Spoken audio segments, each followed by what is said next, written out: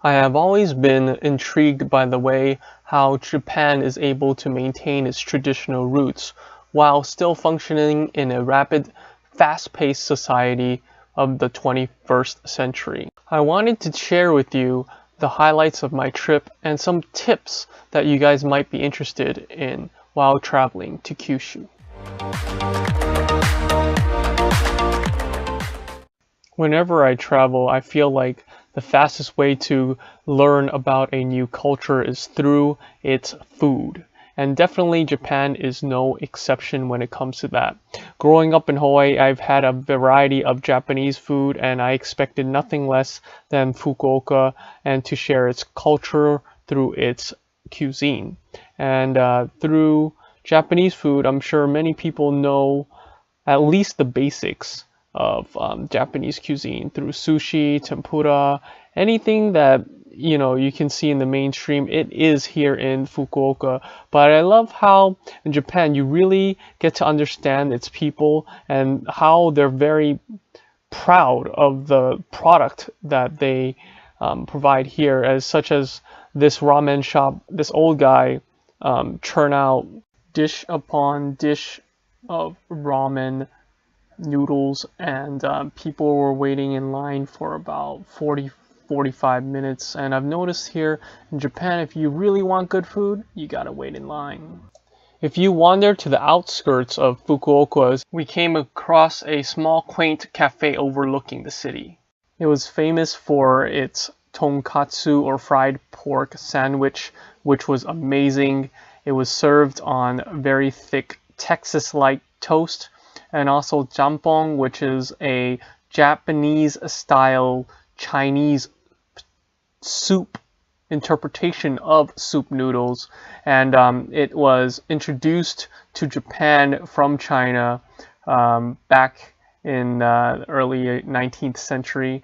And the great thing about Fukuoka is it was very modernized or influenced by Western culture, such as the Portuguese. So one thing that they introduced, the Portuguese, was the hamburger. And Fukuoka was the first to introduce the Hamburg steak to the rest of Japan. Another great thing that Japan does is it improves on existing things. So these pancakes here were hands down the fluffiest, best and most delicious pancakes I've ever had, even though they're very simple. We took the Shinkansen, or the bullet train, from Kumamoto, which is south of Fukuoka, up to Fukuoka to spend like 4 days. And during our trip, you're allowed to eat a bento or lunchbox, and Kumamoto had this very colorful, very delicious bento that I had while we were taking the Shinkansen to Fukuoka, and it was such a great experience, although ticket prices are a little bit pricey. Another thing about Japan is its quirkiness. It loves to have a lot of cute little animals. Here's a bear, and I actually went to Kumamoto Castle, and it's a little mascot there for the kids, I guess, to see. But this is the castle, and this is the area where you can sample a lot of the traditional sweets and goodies from that time, and local businesses. The castles are pretty cool, but we went during the New Year's, and just a quick reminder, there's a lot of things closed during I think January 1st to the 3rd. I would say the most surprising thing about this trip for me was the cheap accommodations in Japan, that they have so many amenities. I mostly stayed at hostels, and here is a shot of the hostel that we stayed at. It provided towels, pajamas, all the amenities that you need. Showers were really big, and each person had their kind of private shower. There was a door so you wouldn't get disturbed, and it's very clean. Here's a shot of each individual person's space. They had their own locker and a little bunk bed. If you chose to have a two-person room, then there would be a bunk bed underneath the one on the top. which I thought was very accommodating. And although it was a little bit tight quarters, the bed was very comfortable and it came with pretty much anything that you needed. And if you needed extra sheets, there's a sign outside you can hang outside your door, and someone would give you your sheets. It came with all the electric type of amenities that you need to charge your phone, tablet, whatever.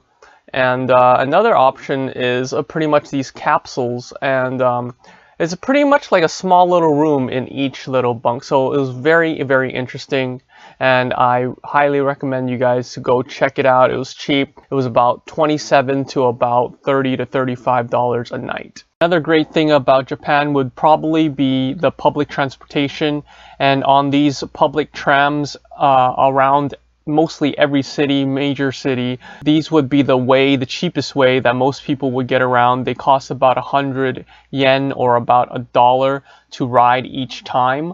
I'm sure it's cheaper if you get like day passes and stuff, but if you're there just for like a very short time and don't plan on using this tram, this would be the way to go.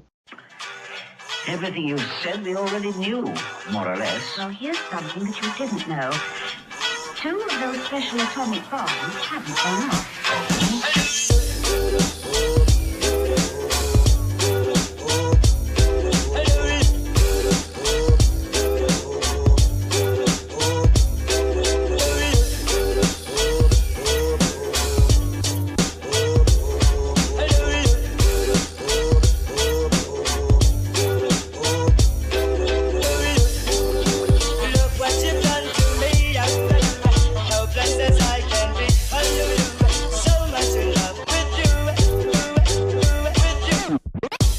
Another great thing about Japan, since when we went it was during New Year's where everything was closed, are the convenience stores, and there are a ton of variety of foods that you guys can eat on the go for cheap, especially if you were doing a road trip like us. Or if you guys are more keen and into a more healthy diet, I would highly recommend you guys visit one of these onsen places for natural hot springs, where they can also cook your food in the onsen water, which has very good minerals for your body. And I definitely recommend you guys to come and check out these hot springs, natural hot springs, to kind of see if you're not used to this kind of thing. It's very cool. It's all over Japan. Last year when I went to Hokkaido, there's tons of them, but here in Kyushu they also have quite a few, and it's quite an experience. You can try some local onsen type of foods where they steam the food in the onsen water, and then you can eat it right away, and it's very healthy for you, and it's such a great experience. So from the onsen we went to the city of Nagasaki, where I think Nagasaki is one of the first cities in Japan to open its doors to the West and to the outside world. So you'll see a lot of Western style structures in Nagasaki, as well as a beautiful architectural landscape, and it's right by the harbor and the bay. So we went during sunset. It was such a beautiful sight. And Nagasaki is supposed to be well known for its Chinese culture and influence to the rest of Japan, as well as it boasts one of the top cityscapes or night cityscapes in the world. Good morning, guys, and today we are at our last day in Nagasaki, and as you guys can see behind me, it is the Nagasaki Atomic Bomb War Memorial. And this is one of the places that I really wanted to go to because I wanted to see the history here, and I wanted to see, you know, how it affected people. But now, since it's been such a long time since this happened, people just go on with their normal business, and it's kind of like a shrine, a tribute to those who have, you know, gotten injured, or, you know, their families, that kind of thing. So you know, it's one of the things that I felt was important to come and visit, trying to, I guess, pay my respects, because I know that not everyone, you know, is a bad person, or I think it's just circumstances, and there's a lot of debate between Korea and Japan about the atomic bombs, and the controversies that they have between these two countries. So um, it's just one of those things that we got to recognize that we're all human, we all make mistakes, and we should own up to them. Although Japan has been a little bit harder to kind of make those kind of apology, I guess. So let's go take a look a little bit closer at the statue, and let's take a look at this memorial.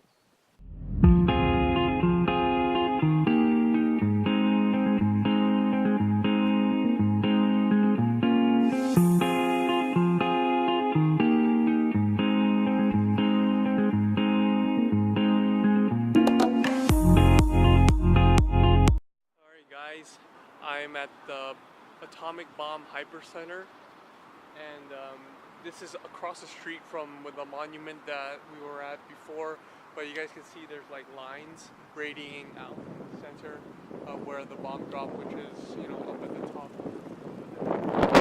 It's pretty surreal to kind of be in this area that where something tragic like this has happened. So it's just crazy. But this is the only place that I wanted to kind of actually see when I came here.